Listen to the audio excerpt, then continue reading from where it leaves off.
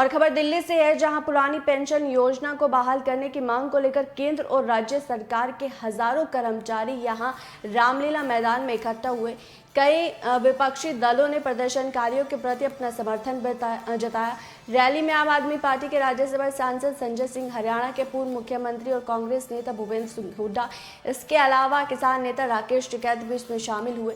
Rally में जहां टिकैत ने प्रदर्शनकारियों को आश्वासन दिया कि किसान उनके साथ है, वहीं संजय सिंह ने कहा कि उन्होंने हमेशा संसद में पुरानी पेंशन योजना का मुद्दा उठाया है। जब वो 1:30 बजे तक ही थी, इनकी कोई गलती नहीं है। राजा की पॉलिसी जो होती है, अगर राजा ने ये कहा कि ये करना, तो ये राजा की पॉलिसी है भाई। और राजा जब देश का तानाशाह जब होता है, जब विपक्ष कमजोर होता है। यहां पे विपक्ष के लोग बहुत आए भाई। अब वो एक आधा कोई होगा भाई, अपना ध्यान से सुन लेना। काम आप भी कुछ नहीं कर रहे। जब जब भी देश में विपक्ष कमजोर होगा, देश में तानाशाहों का जन्म होगा। ये उत्तर प्रदेश और पूरे उसमें देख के आए, जहां पे भी चुनाव हुए, जनता ने कोई कसर नहीं डाली। जनता ने वोट दिया, इनसे गिनती ठीक नहीं हुई। गिनती में हरा के बीजेपी के हारे हुए कैंडिडेट को जीत के सर पे टिकट दिए हैं। कर्मचारी की कोई गलती नहीं है। एक टीचर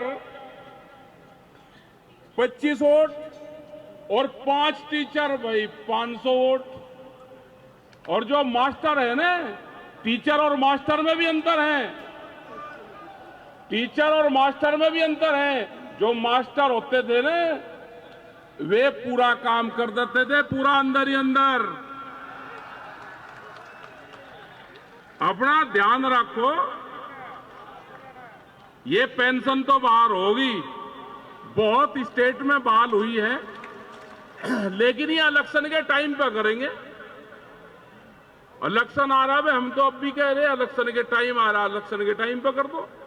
जहां जहां जिस पार्टी की सरकारें हैं, हमने सब पार्टियों के मुख्यमंत्री को कहा कि आप गांव, गरीब, किसान, आदिवासी, मजदूर, नौकरी का आप चेहरा बनो। जो कर्मचारी है उनका चेहरा बनो। वे अपने आप वोटिंग कर देंगे किसके पक्ष में करना है। आपको मांगने की जरूरत नहीं है, लेकिन आप चेहरा तो बनो। लेकिन चेहरा बनोगे नहीं, आप धोखाधड़ी करोगे, जालसाजी रचोगे, देश के कानून को नहीं मानो, देश के संविधान को नहीं मानो। आप प्रेशर दे के, पूरी एजेंसी हार करके, आप डरा के राम राम करवाना चाहते हो। ये देश डर के राम राम नहीं करेगा। ये राम राम हमारी परंपरा में है। ये देश तो छोटू राम का देश है, ये भगत सिंह का देश है। आप जिसका संविधान नहीं मानते, ये बाबा भीमराव अंबेडकर का देश है। और एक नया नारा हमने दिया है भाई, जय जवान जय किसान कहते थे, तो उससे पहला हम अब कहते हैं जय हिंद संविधान। जय हिंद संविधान, जय जवान जय किसान, ये 3 नाम और जुड़ गए। सबसे पहला आएगा, जिस पाठशाला में हम पढ़ते हैं, जो देश की धरोहर है, जो देश की किताब है, हम सबसे पहले उसको जय हिंद कहेंगे। उसके बाद जवान को कहेंगे, जो हमारे बॉर्डर पर रहता है। जो हमारे अध्यक्ष जी ने बात करी कि उनकी पेंशन बहाल होनी चाहिए, हमारी बाद में हो जाए, 10 दिन बाद में, उनकी पहले होनी चाहिए। हमने देखा कि जब पाकिस्तान और अफगानिस्तान के इनके बॉर्डरों पे जहां सैनिक बल रहते हैं, अभी हम छत्तीसगढ़ में गए, 80 किलोमीटर अंदर हमको अर्धसैनिक बल लेके गए। उनके कैंप थे जगह जगह, 5 जगह, मतलब 1000 से ज्यादा वहां के अर्धसैनिक बल लगे। उन्हें पूरा रास्ता क्लियर। आपका दिल्ली में अभिनंदन करता हूं, वंदन करता हूं। आपकी बहादुरी को सलाम करता हूं, नमन करता हूं। और राकेश टिकैत जी जानते हैं, खेत के अंदर अगर बैल को ठीक से चलाना होता है तो उसकी नाक। आज इतनी तादाद में इकट्ठा होकर इस रामलीला के ऐतिहासिक मैदान में इकट्ठा होकर मोदी सरकार की नाक में नकेल डालने का काम आपने किया है। मैं हृदय से बधाई देना चाहता हूं आपको। और इसी मंच पे दिल्ली के मुख्यमंत्री अरविंद केजरीवाल जी आए थे।